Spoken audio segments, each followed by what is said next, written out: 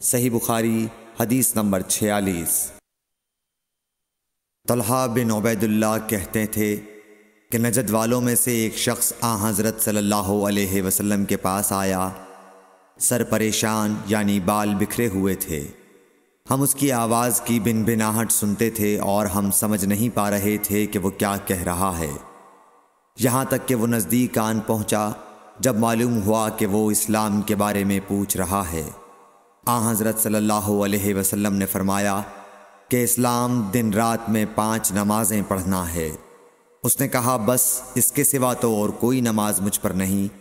آپ نے فرمایا نہیں مگر تو نفل پڑھے تو اور بات ہے۔ حضرت صلی اللہ علیہ وسلم نے فرمایا اور رمضان کے روزے رکھنا۔ اس نے کہا اور تو کوئی روزہ مجھ پر نہیں ہے۔ آپ نے فرمایا نہیں مگر تو نفل روزے رکھے تو اور بات ہے۔ طلحہ نے کہا اور حضرت صلی اللہ علیہ وسلم نے اس زکوٰۃ کا بیان کیا۔ وہ کہنے لگا کہ بس اور کوئی صدقہ مجھ پر نہیں ہے۔ آپ نے فرمایا نہیں مگر یہ کہ تو نفل صدقہ دے تو اور بات ہے۔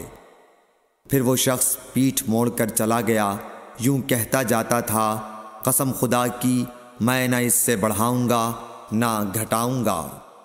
حضرت صلی اللہ علیہ وسلم نے فرمایا اگر یہ سچا ہے تو اپنی مراد کو پہنچ گیا۔